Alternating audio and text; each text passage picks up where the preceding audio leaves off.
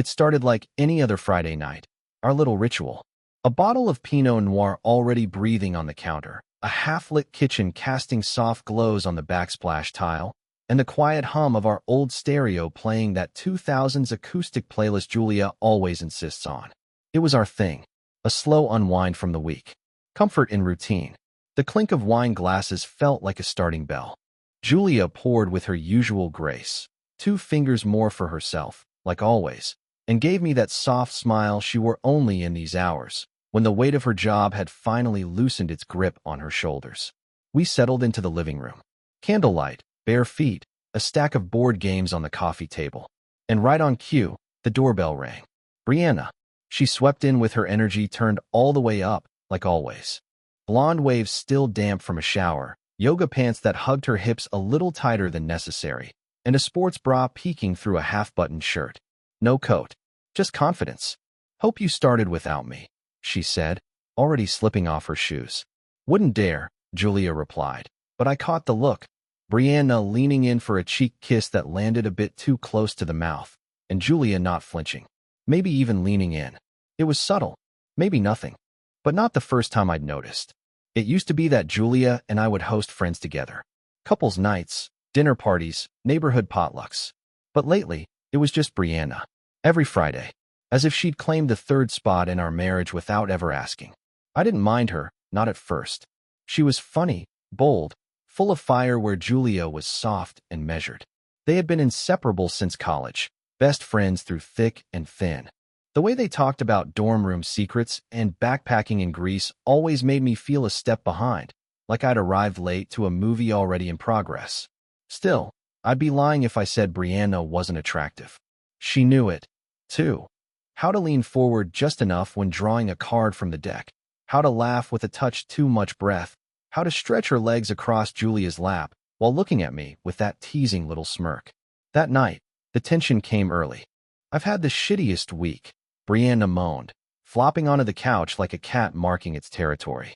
Can we just skip to the part where I drink too much and overshare something embarrassing? Julia laughed, already refilling her glass. Only if we get a good story out of it.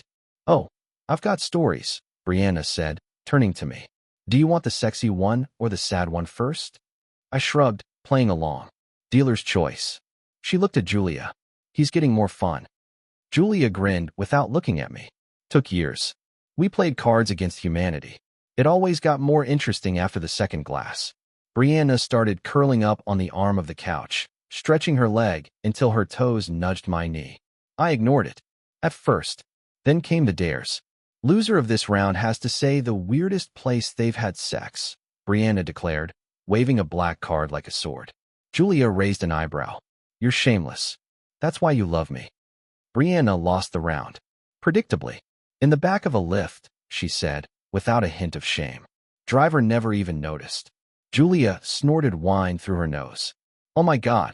I'm kidding, Brianna said, but her eyes sparkled like maybe she wasn't. Then she turned to me. Your turn. I hesitated. Library study room. College. Julia's mouth dropped open. You never told me that. You never asked, I said, smirking, though I could feel my ears heating. Damn, Brianna whispered, leaning in a bit. There's a quiet intensity to you I never noticed.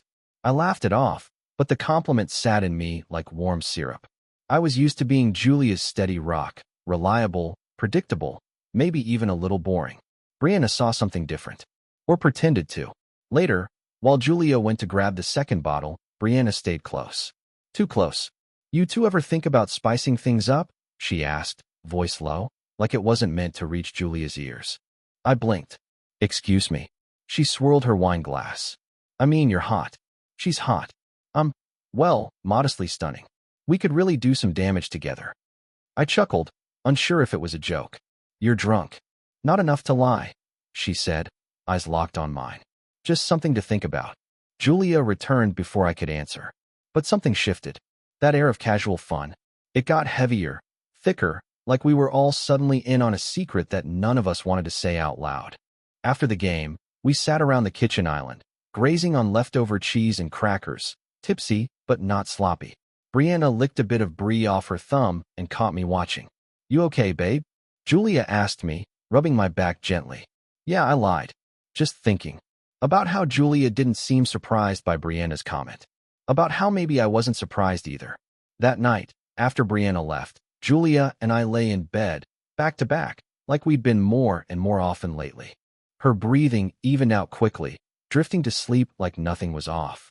But I stared at the ceiling for hours, that question echoing in my head. You two ever think about spicing things up?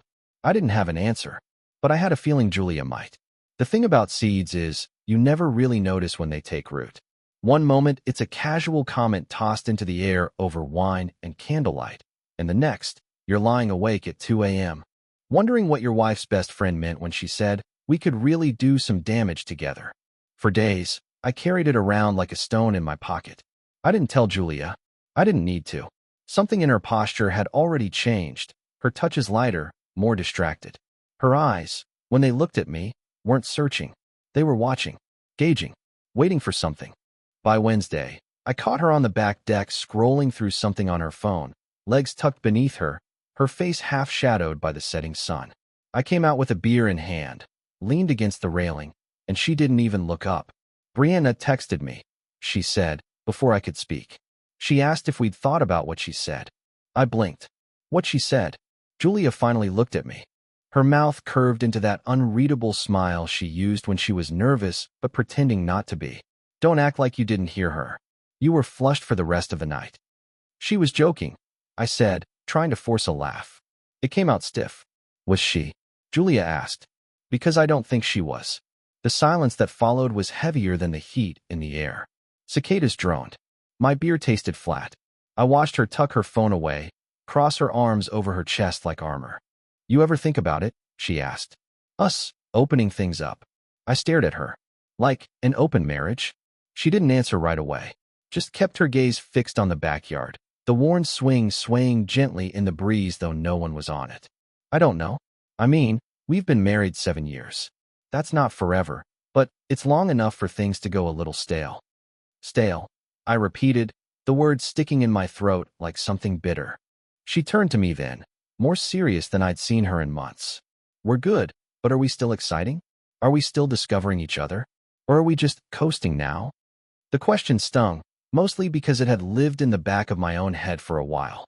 We'd fallen into routines. Kiss on the cheek in the morning. Shared groceries. Movie nights we both dozed off halfway through. Sex had become scheduled. Predictable. Nice, sure. But nice wasn't thrilling. Still, I wasn't ready for this. "So what?" I asked, unable to keep the edge out of my voice.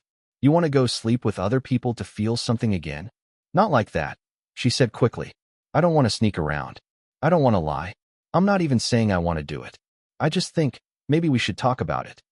"Because Brianna brought it up," I said flatly. She met my gaze. "Because I've been thinking about it since before she brought it up." That surprised me. She saw it too. "You have?" She nodded slowly. "I love you. That hasn't changed. But I wonder sometimes if we've stopped letting ourselves want more. Like we're scared of wanting more because it means what we have isn't enough." I didn't know how to answer that. Maybe because deep down, I'd wondered the same. She kept talking. "What if we had rules? Boundaries? Something open but respectful? What if it wasn't about cheating, but about trusting each other with the truth?" "You really think we can handle that?" I asked. She was quiet a long time. "I don't know. I just think, if we don't try something, anything, we'll end up resenting the life we chose." That night, we didn't sleep much. We didn't touch each other. We just lay in bed, both pretending to be asleep, both wrapped in thoughts far louder than silence. The next morning, she left early for work. I found a note on the counter, scrawled in her familiar handwriting. "Don't say yes. Just think about it. If we do this, it has to be both of us. Otherwise, we don't do it at all. Jay." I stared at that note for a long time, folded it, slipped it into my wallet like it was a contract. That Friday, wine night returned. Same candlelight, same board games, but everything felt different. Brianna arrived in a sleek black dress this time. Not yoga pants. Not just chilling attire. She knew. Julia handed me a glass and murmured, "Let's talk ground rules later." Later. As in, it's happening. And suddenly, I was floating. Anxious. Curious. Aroused. Terrified. Brianna leaned over the board game to roll the dice, her perfume catching me off guard. Julia's gaze flicked toward me when she noticed me noticing. But she didn't say anything. She just sipped her wine and waited. After Brianna left that night, Julia sat beside me on the couch, legs curled beneath her again. Same spot where she'd once confessed we might be coasting. Only this time, she leaned in close and whispered, "So, rule number 1, no secrets." I swallowed. What's rule number 2? If either of us wants to stop, we stop. No questions. No arguments. I nodded. And rule 3. She paused. Don't fall in love with anyone else. That one hit me harder than I expected. The implication that we could, that it was possible. I turned to her. So, we're really doing this? She nodded, her eyes searching mine. Yeah, I think we are. That night, she kissed me differently, hungrier. And not once during sex did she close her eyes. She kept them open, watching. It didn't take long for Julia to move. I think that was the part that unsettled me the most. I'd expected hesitation, second thoughts, long talks about feelings and boundaries. Instead, it was like she'd been standing at the edge of a diving board for months, just waiting for permission to jump. She met him through Brianna. Of course she did. His name is Damien, Julia said one evening, too casually, like she was telling me about a new coworker. He's in real estate, divorced, no kids. Kind of intense, but interesting. Interesting. That was the word she used when she was already intrigued. I tried to stay neutral, tried to be the supportive, modern husband who didn't flinch at the idea of his wife wanting someone else. But something twisted in my chest when she showed me his photo. Salt and pepper hair, broad shoulders, confident smile. The kind of guy who looked like he knew exactly how to touch a woman. He's older, I said, because I didn't know what else to say. She smiled. So am I, technically. She wasn't wrong. But the way she said it, with that little spark in her eyes, told me she liked the difference. Liked the idea of being wanted by someone who didn't see her as routine. Within days, her phone became an extension of her hand. It buzzed at dinner, lit up on the nightstand. She angled the screen away when she typed. Not dramatically, not suspiciously, just enough to be noticeable. I noticed. One night, while we were brushing our teeth side by side, her phone vibrated on the counter. She glanced at it, smiled to herself, and then caught me watching in the mirror. "Damien," she said, like it was no big deal. "He's asking if Friday works." Friday. Our night. Wine night. I swallowed. And I told him maybe. I wanted to check with you first. That earned her points. But it didn't make it easier. Yeah, I said. Of course. That's kind of the point, right? She leaned in and kissed my cheek, soft and grateful. Thank you. It was the first time I felt like I was being thanked for letting my wife go on a date with another man. The absurdity of it hit me later, alone in the shower, when the water couldn't drown out the echo of her voice. Friday came, and she dressed differently. Slower. More deliberately. Black dress, just above the knee. Heels she hadn't worn in years. The ones that changed the way her hips moved when she walked. She caught me watching and smirked. Too much. I shook my head. No. You look incredible. She stepped closer, smoothing my shirt like she used to when we were younger. I'll be home later. Not, I'll text. Not, I'll check in. Just later. I didn't sit. I paced. I tried to distract myself with TV, with emails, with anything that didn't involve picturing her across a table from some older, smoother man who didn't know her routines, her moods, her flaws, who only saw the polished version she'd decided to show him. Brianna texted me around 9. Brianna. So, how's bachelor life treating you tonight? Me, very funny. Brianna, relax. She's fine. He's charming. You'll survive. That didn't help. Julia came home close to midnight. Her cheeks were flushed, eyes bright, energy buzzing around her like static. She slipped off her shoes and leaned back against the door, watching me from across the living room. Good night, I asked. She nodded. Yeah, really good. I waited. She didn't elaborate. When she finally came to bed, she curled into me, warm and familiar and different. There was a charge in her, like she'd woken something up. When I kissed her, she kissed back harder, hungrier. We had sex that night, and it wasn't routine.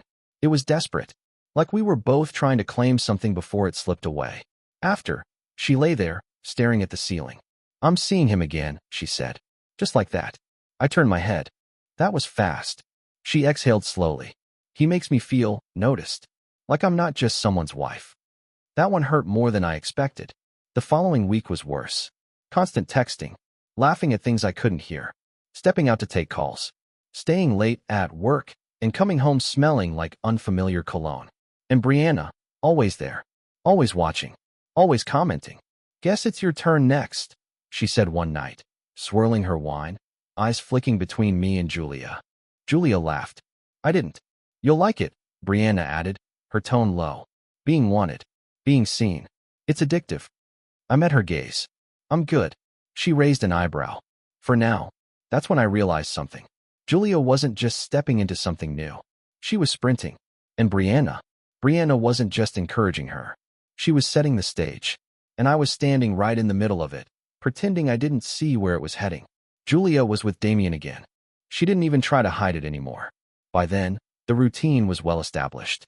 She'd spend hours getting ready, like she was going to some kind of red carpet event. Her perfume would linger in the hallway long after she left. I could track her excitement by the pitch of her voice before she even closed the front door. That Friday, she didn't even wait for me to pour the wine before she said, "You two should still play. I don't want to ruin the night." "You too," she'd said, like I was just expected to carry on with Brianna in her absence. She kissed my cheek, breezed out the door, and just like that, it was me and Brianna, alone again.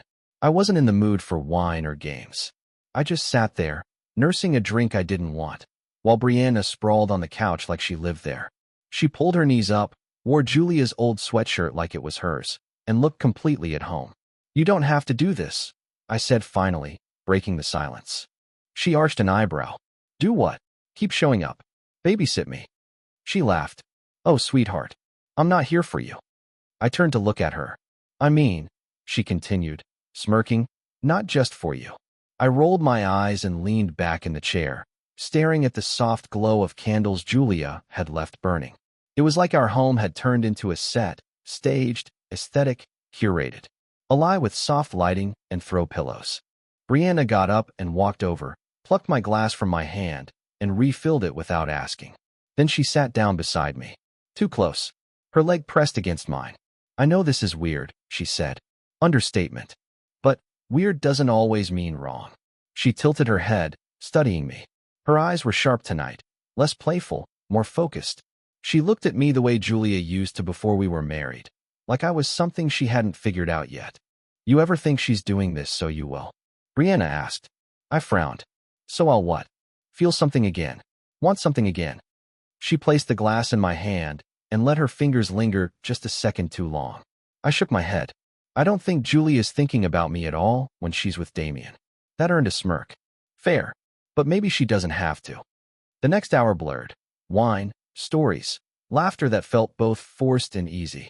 We played a half-hearted game of Scrabble, which turned into storytelling, which turned into us sitting side by side on the floor, backs against the couch, close enough that every accidental touch felt intentional.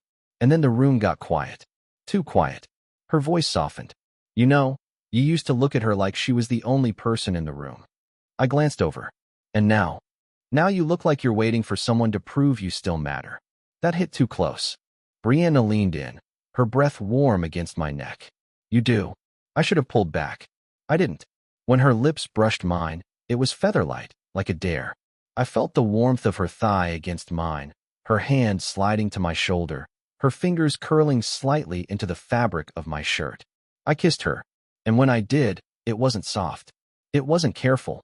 It was everything we weren't supposed to be.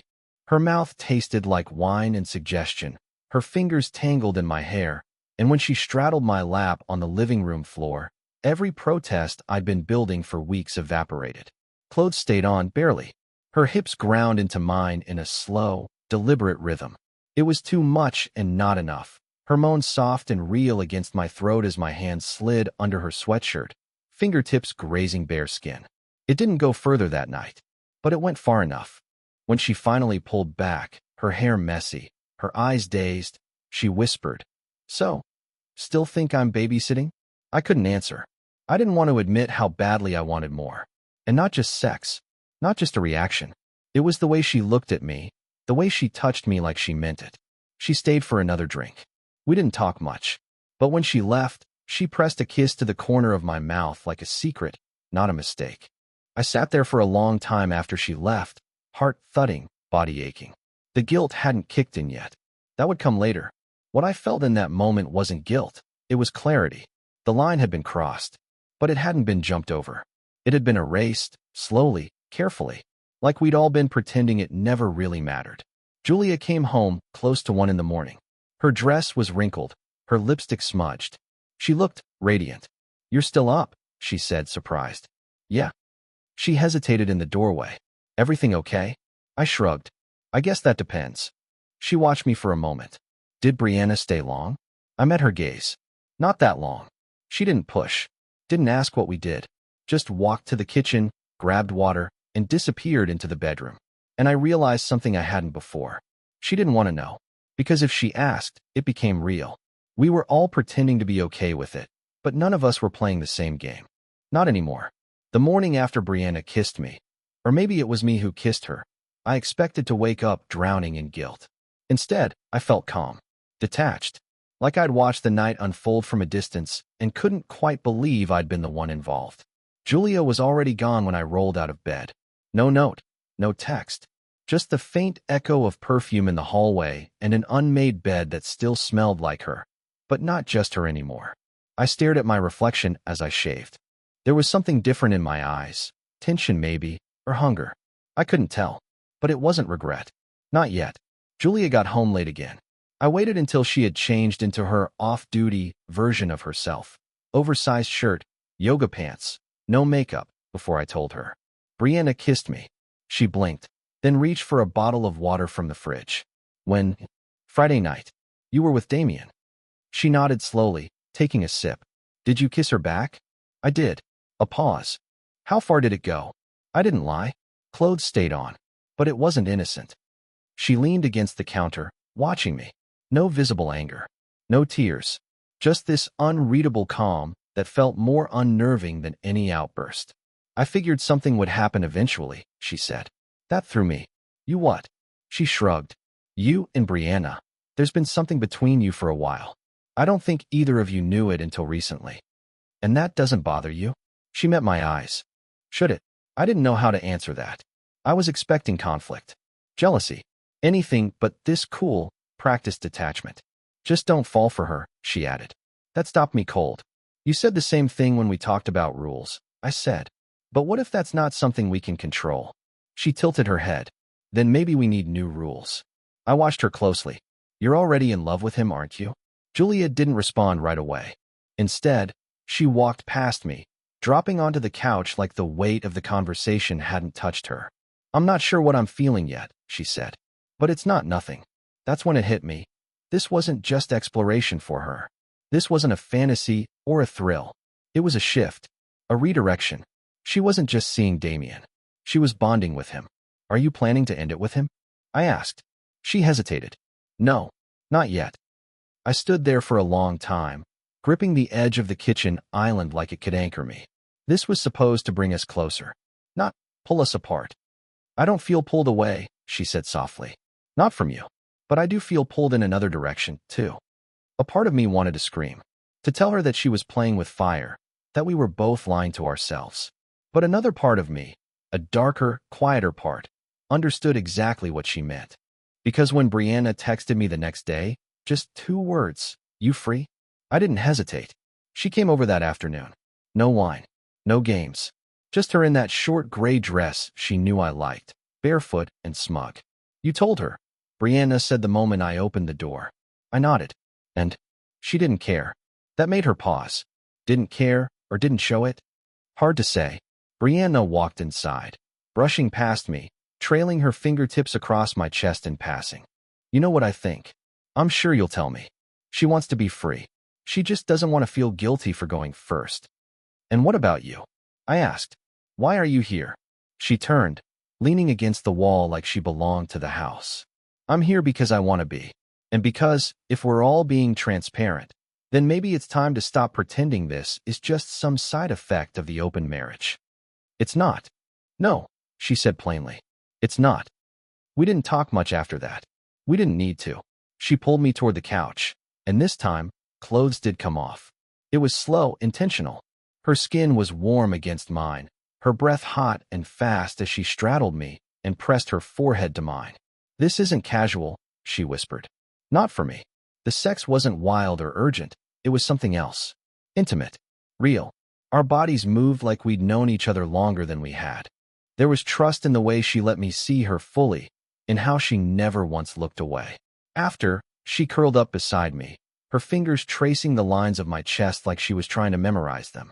"I'm not trying to replace her," she said quietly. "But I'm not just here for your convenience either. I know. And you need to stop pretending this isn't about more than sex." I sighed. It's hard to know what it is anymore. Brianna propped herself up on one elbow. "Let me make it simple. She's choosing someone else. I'm not asking you to choose me. But if this continues, and you don't, eventually, I will stop being okay with being your in-between." I closed my eyes, but the words lingered. She left before Julia got home. And that night, when Julia crawled into bed beside me, I asked her a question that had been eating at me all day. "Do you want this to work?" She didn't pretend not to understand. "I don't know," she said. And I didn't ask anything else. Because I didn't know either. Julia didn't come home that weekend. No text. No call. Just a single unread message in our shared calendar app, a placeholder titled, "Out of town, Damien." That was it. 2 names, a locationless escape, and 48 hours of silence that somehow said more than any long-winded explanation could. I didn't ask where they went. I didn't need to. By Saturday afternoon, her side of the closet was noticeably thinner. A few of her favorite things, jeans, that black silk robe she wore when she wanted to be touched, the burgundy heels she only brought out when she meant trouble, gone. Quietly packed without conversation. It felt symbolic. Like a soft farewell I wasn't supposed to interpret as final.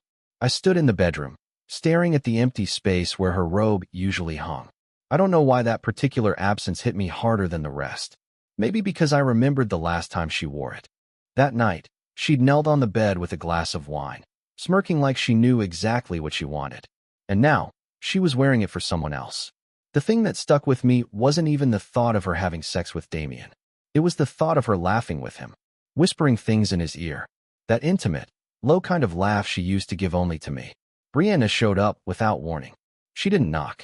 She let herself in with the spare key Julia had given her years ago, back when they were still ride or die best friends, and I was the background husband. She found me in the kitchen, nursing a lukewarm beer and zoning out in front of the open fridge. "I figured she was gone," Brianna said. I didn't ask how she knew. I was too tired for games. "She took the robe," I said, voice low.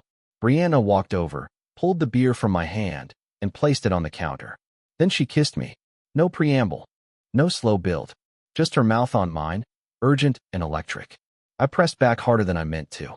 My hands gripped her hips like I was afraid she'd vanish too. She moaned into the kiss, tugged my shirt over my head, and ran her fingers over my chest like she was trying to remind herself it was real. Within minutes, we were tangled on the couch. No music, no candles, just skin against skin and the sound of 2 people trying to outrun the hollow places left behind by someone else. She rode me with a confidence that wasn't performative. It wasn't about revenge or distraction. It was about us.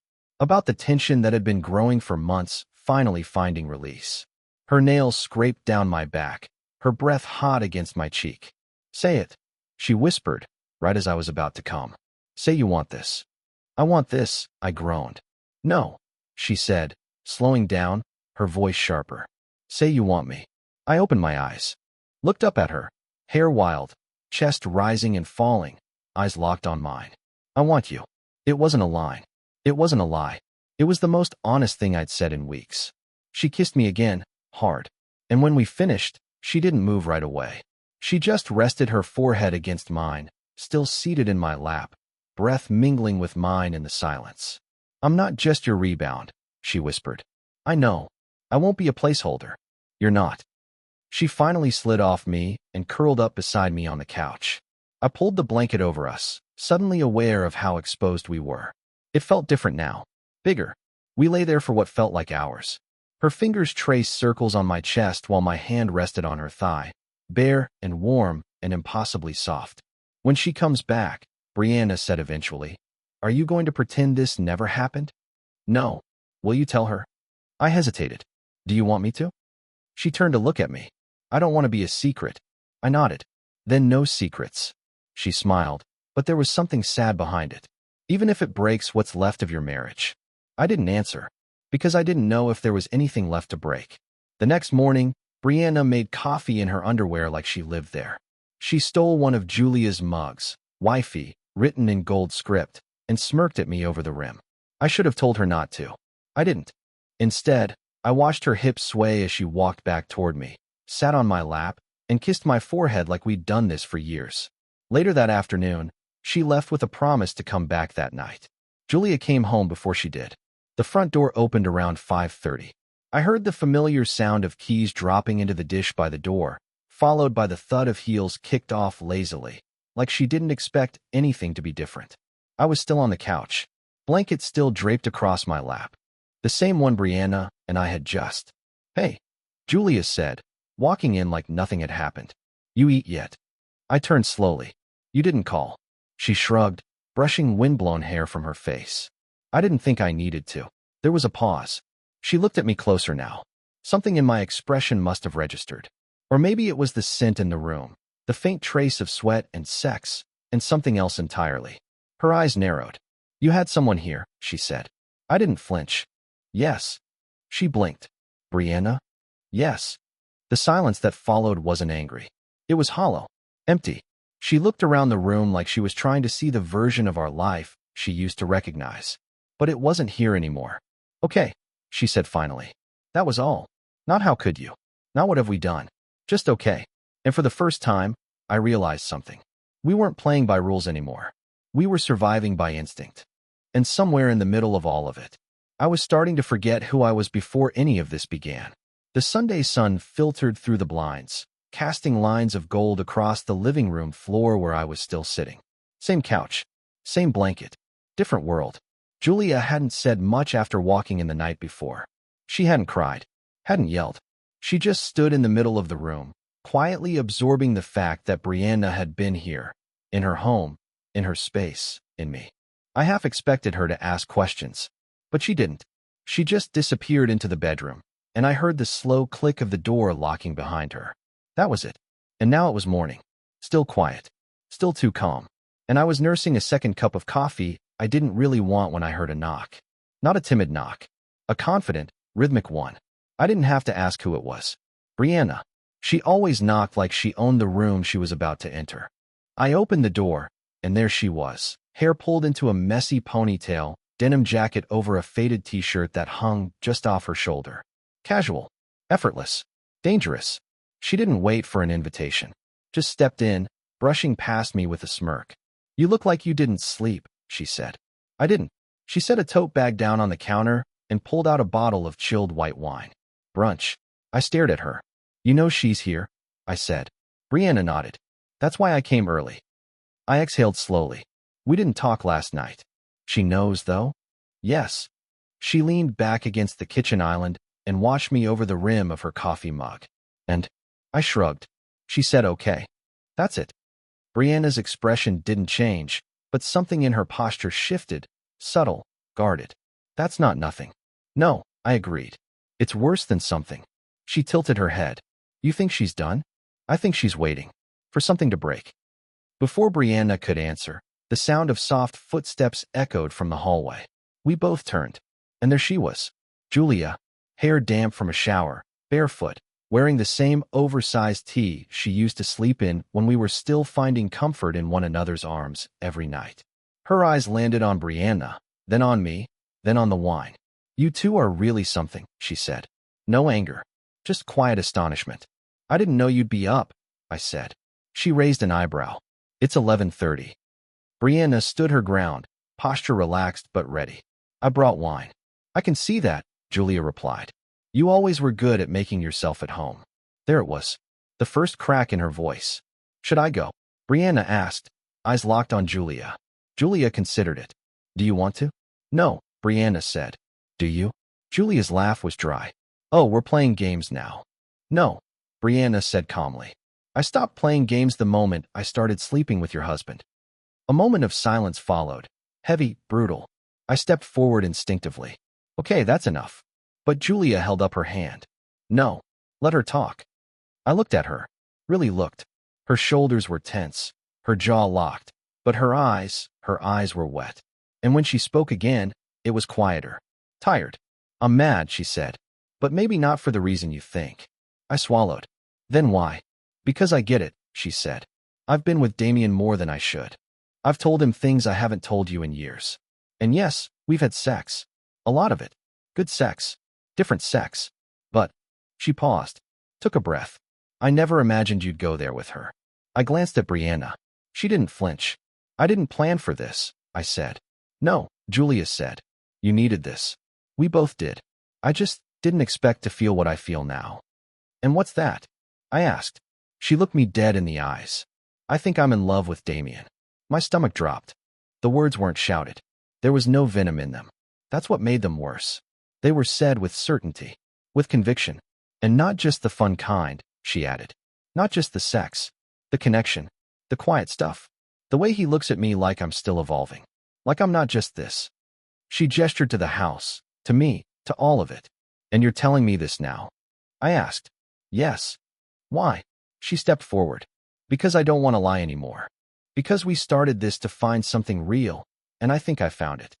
Brianna stood frozen, like hearing those words had knocked the wind out of her. So what now? I asked, voice low. I don't know, Julia said. But I needed you to hear it from me. Before this goes further with her. Before we get deeper into pretending that any of this is okay. I looked at Brianna, who finally spoke again. And you're assuming what we have isn't real? Julia shook her head. I'm assuming it started as convenience. What it is now? I don't know. But I know what it feels like. Silence swallowed the room. No one moved. No one blinked. Then Julia nodded to herself, like she had nothing else to say, and turned down the hallway.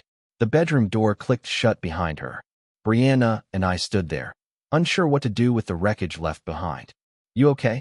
I finally asked. No, she said. Neither was I. Julia didn't slam the door. She didn't pack a bag. She didn't scream or cry or break things. But in some ways, the silence she left behind was worse than any of that. Brianna and I stood in the kitchen for what felt like forever. She didn't touch me. I didn't reach for her. There was a weight in the air that made everything too loud. The sound of the fridge humming, the quiet tick of the clock on the wall, the slow, measured breathing we were both trying to keep under control. Eventually, Brianna whispered, "She's not coming back from that." I looked at her, unsure if she meant emotionally or physically. What do you mean? I mean, she said, voice flat. You just watched your wife say she's in love with someone else. And she meant it. I nodded slowly, processing it out loud for the first time. She didn't say she was leaving. No, Brianna said. But she didn't have to. Her move. Julia had made it. Hours passed. Brianna left quietly. Not angry, not cold, just distant. There was nothing to say, not yet. Not when the room still smelled like Julia's perfume and the echo of her words kept replaying in my head. I didn't sleep that night. I sat on the couch in the dark, listening to the house breathe. Everything around me felt like a set that had outlived its production, props from a story we'd already stopped telling. The next morning, Julia emerged from the bedroom, dressed in jeans and a gray sweater, simple makeup, hair tied back. Her face looked softer than I expected. Less like someone ready to fight, more like someone who'd already made peace with what came next. She sat across from me at the kitchen table, hands folded. Are you still in love with me? She asked. I blinked. That's not how I thought this conversation would start. She gave a small smile. It's the only question that matters. I looked down at my hands. I don't know. That's okay, she said gently. Neither do I. She reached into her bag and slid a piece of paper across the table. A printed email thread. Her name. Damien's. A short lease agreement attached. He asked me to move in with him, she said. I said I'd think about it. My throat tightened. And now, I think I'm going to say yes. I exhaled. That's fast. I don't want to wait anymore. We've been in limbo for months, dancing around what we both know is happening. And what is that exactly? She looked me dead in the eyes. That this version of us doesn't work. The air left my lungs. I tried to form words, but nothing came. She pressed on. We tried something wild to fix something quiet. And it worked, in a way, just not the way we thought it would.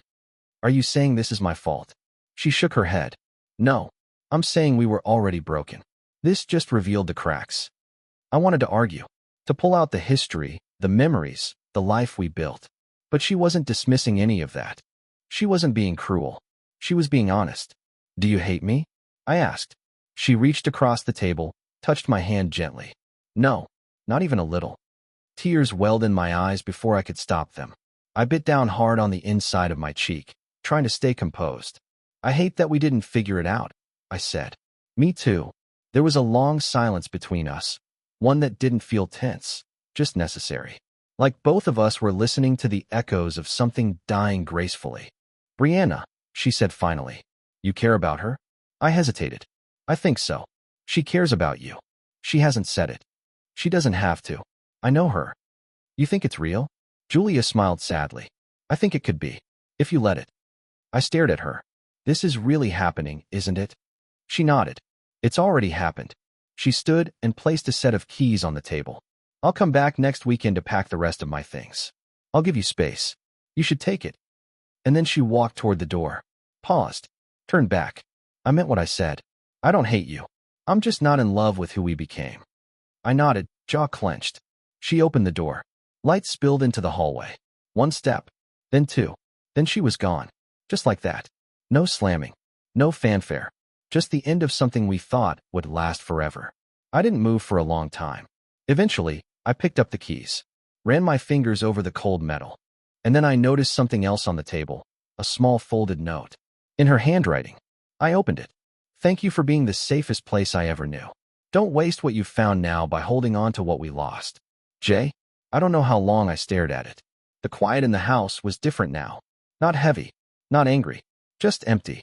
I grabbed my phone, scrolled to Brianna's name, typed one word, "Come." She didn't ask questions. 20 minutes later, she walked in without knocking, like always. She saw the note still sitting on the table. She read the look on my face. And then she walked straight into my arms. No games, no walls, just full contact. For the first time in a long time, it felt like the start of something, even if I didn't know what yet. The three of us hadn't been in the same room since the storm passed. Julia had moved the rest of her things out the following weekend, quietly, efficiently. She came in while I was at work, left her key on the kitchen counter, and took only what she needed. She didn't touch the photographs, the wedding album, the little anniversary box filled with ticket stubs and hotel receipts. She left the artifacts of us behind like they belonged to someone else. And maybe they did. Now, here we were again. Me, Julia, Brianna. One last conversation. Julia suggested it. "I think we owe it to ourselves," she'd texted. "No more pretending. Just talk. All of us." I wasn't sure what I expected. Drama? A shouting match? Someone storming out halfway through? What I got instead was something else entirely. We sat at the kitchen table, the same one we used to play Scrabble on every Friday night like clockwork. Same chipped wood. Same soft lighting. The only difference now was the emotional weight in the air. Brianna sat to my right, arms crossed over her chest. Julia sat across from us, sipping chamomile tea like it was any other Sunday evening. I cleared my throat first. "So this is surreal." Julia offered a faint smile. "It is." Brianna stayed silent, but her fingers tapped a slow rhythm against the edge of the table. Julia's gaze settled on me. "You're sleeping with her regularly now?" It wasn't an accusation, just a fact. A place to begin. "Yes," I said. "And?" she asked. "Is it what you want?" I looked at Brianna, who was watching me carefully now. "It's more than I expected," I said honestly. "But yeah, it feels real." Julia nodded, almost approvingly. "Good." Brianna's voice finally broke in. "Are you here to give us your blessing?" Julia turned to her. "I'm not here to approve or disapprove. I'm here because we never really talked. Not once. Not really. We skipped straight to damage control." Brianna leaned back, defensive. "I didn't plan this. You know that." "I do," Julia said softly. "But that doesn't mean I wasn't hurt." A long pause followed. I didn't interrupt. They needed this. Julia continued. "You were my best friend, Bri. You knew how I felt about things before I even said them out loud. So when I felt distance growing between me and him, I thought you'd help me bridge it." "I tried," Brianna whispered. Julia's eyes narrowed. "No, you didn't. You filled the gap." Brianna went quiet. I could feel the weight of her silence pressing on her. "I'm not blaming you entirely," Julia added. "I pushed him away too. I know that. We built a system meant to save us, and then we used it as an excuse to leave each other. I spoke up. The open marriage wasn't the mistake. The mistake was thinking we were strong enough to handle what came after. Julia nodded. It exposed everything we were too afraid to say out loud. Brianna's voice cracked slightly. Do you hate me? Julia paused. No. Brianna blinked, surprised. I envied you, Julia admitted. Your confidence. Your ease. The way you made him feel like he was still worth chasing. I didn't want to compete with that. So I walked. And Damien? I asked. She hesitated, then nodded. Still seeing him. Still in love with him. It's not perfect, but it's honest. We sat in that fragile truth for a few beats. I never wanted this to turn into some twisted triangle, I said quietly. Julia's smile was sad. But it did. And that's okay. I turned to Brianna. I didn't fall for you out of revenge. She touched my hand. I know. I didn't fall for you out of opportunity, either. Julia looked between us. So what happens now? The question hung in the air like the final piece of a puzzle. I don't know, I said. We take it day by day. Brianna nodded. No labels yet. No expectations. Just honesty. Julia smiled, this time without the sadness. That's more than we had by the end. I swallowed the lump in my throat.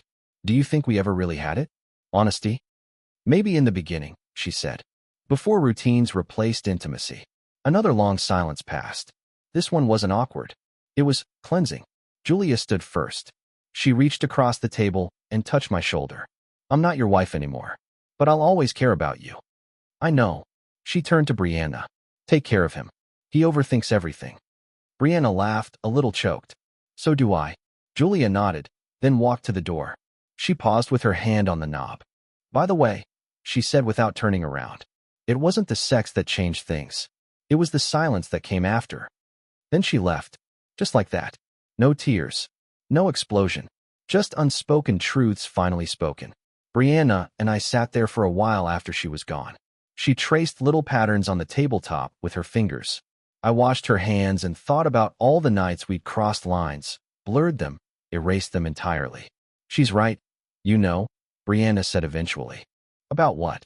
The silence. We all got good at pretending, until we didn't know how to be real. I nodded. So let's be real now. She looked at me, eyes shining. Okay, let's start over. From where? She smiled. From here. From the mess. From the truth. There was no dramatic ending. No explosive final act. Julia didn't cry when she packed the last of her things. She didn't beg me to stop her. And I didn't ask her to stay. That part of our story didn't need a rewrite. She moved out officially on a Wednesday. Damien helped her.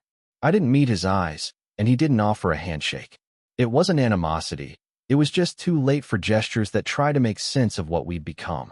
He carried her boxes like a man already used to the weight of her life. I stood in the kitchen while they moved back and forth between the apartment and his car. I counted the trips. For in total, she took less than I expected. Clothes, books, a few framed photos, none of us. Mostly pieces that were already hers in spirit, even if we'd shared them technically. She paused at the doorway on her way out. One last glance into the home we'd built. It doesn't feel like mine anymore, she said. I nodded. It hasn't for a while. She looked around. I don't hate this place, but I think I left a long time ago. I know. Are you okay? It was a question that used to mean something deeper. Now it felt like a courtesy. I will be. She gave a small smile. You're handling this better than I expected. I chuckled. I stopped expecting anything a while ago. She nodded, almost respectfully, then stepped into the hall. Damien followed her. She didn't look back. The door clicked shut behind them. And just like that, she was gone. Not just gone in the way people leave a room, but gone in the way someone once lived in your bones and now just lives in your memory. Brianna came over that evening. She didn't ask what happened. She already knew. There was a quiet between us, not uncomfortable, but reflective, like we'd both been watching a long play finally end, and we weren't sure what the encore would bring. I made dinner, I said. She smiled. Let me guess. Pasta? Don't knock it, I said. It's nostalgic. We ate together on the couch, no plates, just a shared bowl between us and a bottle of wine. She curled her legs beneath her and leaned against me, her head resting on my shoulder like we'd been doing this forever. It felt different. Not like an affair. Not like rebellion. Just like us. I talked to her, Brianna said after a while. I turned to look at her. Julia, when... This morning. I waited. She said she doesn't want us to hate each other. She's not bitter, just sad. I'm not bitter either, I said. Brianna nodded. Neither am I. There was something fragile in her voice. Something unfinished. I don't want to be her replacement, she added. You're not. I don't want us to be built on ruins. We're not, I said. We're built on the truth that came after. She smiled. Good. Because I want to stay, but only if it's real. I kissed her then, slow, deliberate. The kind of kiss that didn't ask questions or seek forgiveness. The kind that said we survived. Now let's see what's next. Later that night, we climbed into bed together. The same bed where Julia once whispered dreams into my chest.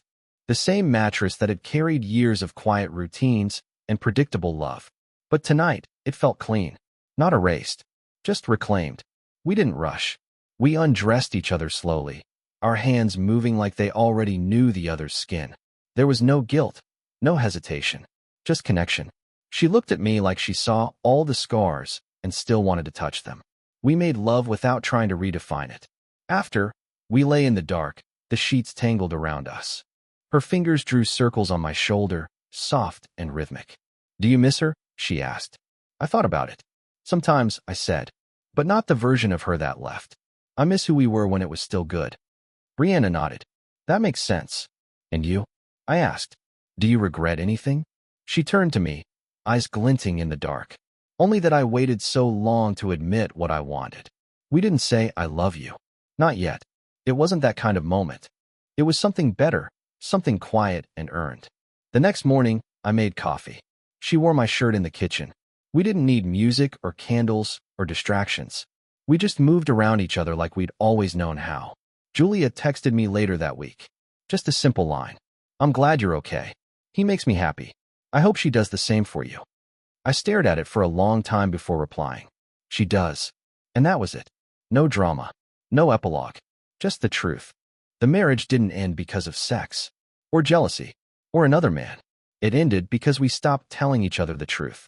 Because we built a life that looked great from the outside, but was hollow at the core. And when we finally stopped pretending, everything cracked open. But what spilled out wasn't ruin. It was clarity. Clean, sharp, painful clarity. And now Brianna and I, we're taking it slow. No promises, no rushed conclusions. We still play games, board games, drinking games, word games, but now there's nothing hidden underneath. No tension simmering beneath the laughter. Just two people who stopped lying. To each other. To themselves. To everyone. 6 months passed. Not in a blur. Not in a rush. But slowly, like fog lifting off a field at dawn. Piece by piece, things became clearer. Myself, her, the shape of what we'd become. It wasn't a fairy tale ending. It wasn't fire and thunder and epic declarations. It was quieter than that. Steadier.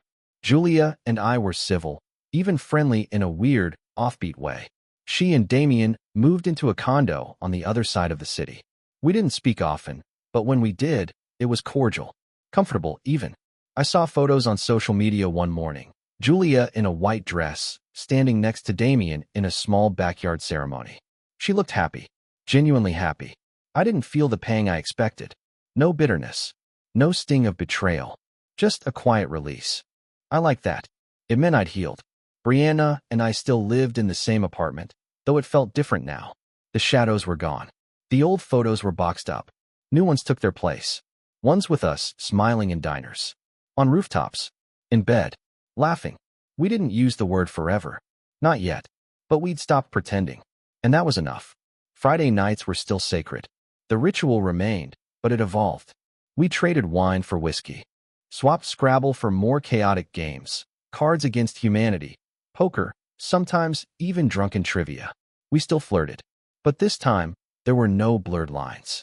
The tension that used to hum quietly between us had shifted into something honest. Tangible. We didn't perform anymore. We didn't try to prove anything. We just were. One particular Friday, we were a few drinks in.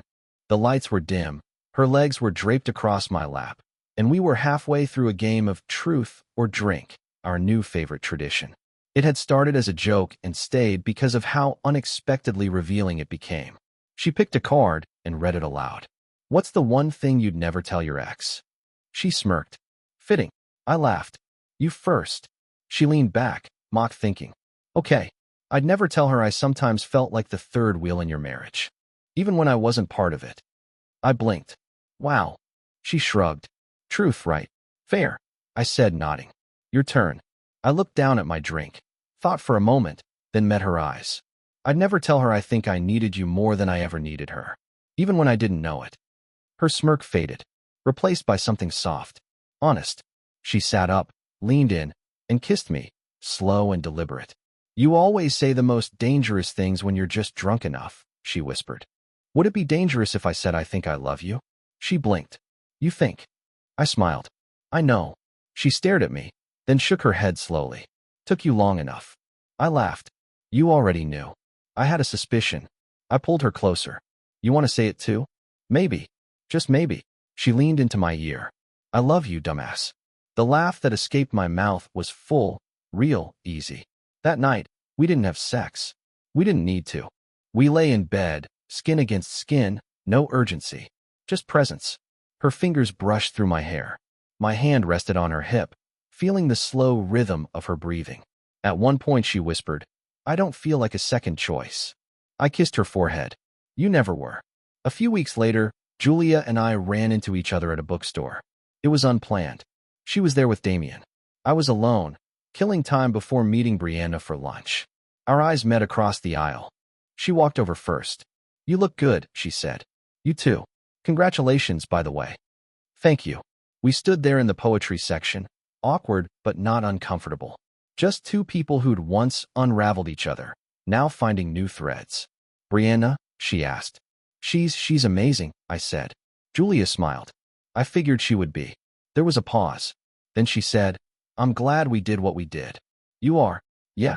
I don't think either of us would have been brave enough to start over without completely breaking first. I nodded. You're probably right. I hope you're happy, she said. I am. She looked like she wanted to say something else. But instead, she smiled, touched my arm lightly, and turned back to Damien.